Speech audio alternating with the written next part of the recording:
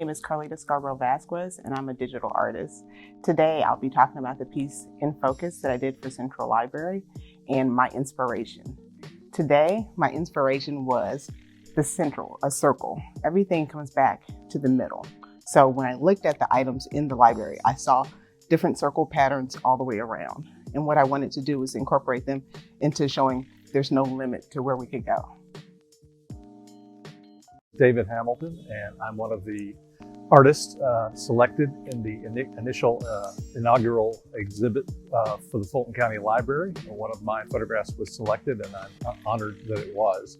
The Boyer Library is an extremely significant building in Atlanta, probably one of the most significant buildings that we have. And the stair, which was what my photograph depicted, is one of the most significant parts of the building, and one of the most beautiful. The sort of brutalist nature of the concrete, the textures, made a beautiful black and white photograph. And I'm very happy to say that it was selected, and very happy that the building was preserved. It is one of the most significant buildings in the city, and I'm happy that it survives. Varsha, I'm an architect in Atlanta and had the opportunity to get inside the building prior to the public reopening. I went to the roof terrace and shot a few photographs in natural daylight, interpreted them in black and white, and I think the brutalist sculptural structure is beautifully displayed in light.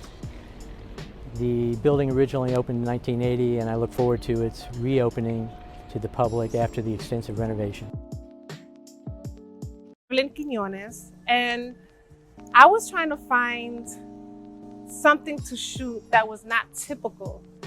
I really was trying to find something more abstract, and it was kind of a little bit of a challenge, but I managed to get some images. Guys, I'm a digital media designer, and my inspiration for the Central Library were the circle lights that were on the ceilings.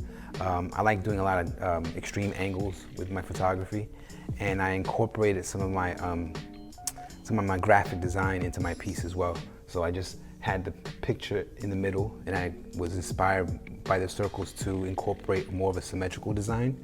And then what I did was I did some illustration on the edges to kind of give it a juxtaposition between the two different mediums so they can stand out more and get more attention. So basically those circles that are all around the facility were very inspirational, and that was my inspiration for the photograph.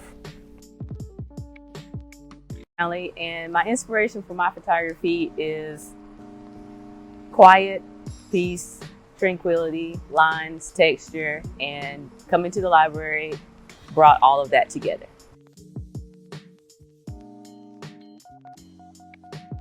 Jackson, inspiration behind my photos, I wanted to show a mix of the old and the new.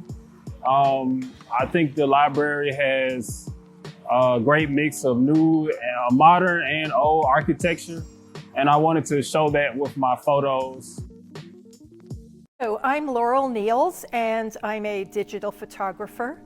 During the walkthrough of the newly renovated Central Fulton Library, I saw this open table, and it was inviting me to photograph it. At first, I thought it was an optical illusion with bold patterns and designs. This was my inspiration. Mike Raker. I'm honored to have a photo chosen to be in the show. My photo was an attempt at showing how the architect had brought an auditorium and the terrace outside, both on the 5th floor, together by having the spaces joined by this large area of windows. And if you sit in the auditorium, the view that you get is the view that I had in my photo, which was one from the very low level so that you could see the buildings across the way, and also get a sense of what the audience in the auditorium would see. So I had walked around the whole area to look for the best vantage point, and this is what I came up with. Pat Caffrey from Roswell, Georgia. And when I came here to the library a couple of months ago, I was so impressed by its design. I love the strength of the sharp lines, the vivid colors. Some of the architecture is almost brutalist, yet with those sharp lines, with those vivid colors, there's a softness as well. There's the circles in the lights, there's the curves and the patterns in the floor. Some of the furniture as well really offsets those sharp lines, and it brings a harmony to the overall environment. So in the photographs I have, there's one of them that reflects that harsh brutalist architecture, and the other one reflects the soft curves with the vivid colors. And it's really was an inspiration for me to be here. Love the architecture, love the interior design. Great job. It's Richard Dupree. I'm an artist here in Atlanta. Overall, the piece that was selected for the exhibit was basically a reflection on technology. One of the things that I think with modern technologies and libraries, which is very important, is books. So the piece that was selected was based upon a little bit of the retro of what books really mean. There's something about books that are very precious, from the smell, the texture, the feel. And I think today's modern technology with the internet and all, that we get away from those things. So overall, I wanted to basically express the importance of still books. The texture, the smell, and even the feel of books are still very important. Also, there was another aspect to the piece that was selected. It had the social conscious with the selection of books that were in arrangements. One was on society, of dealing with racial issues, as well as dealing with economics. So the arrangement of the books were about that as well.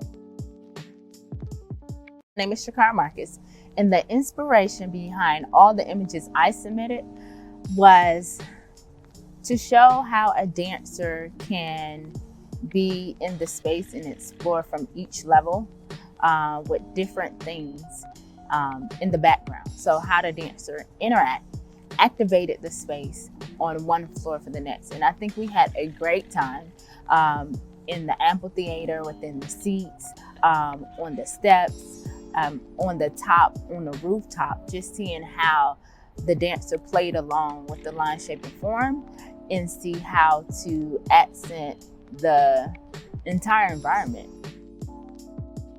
Smart, and I'm a fine art photographer.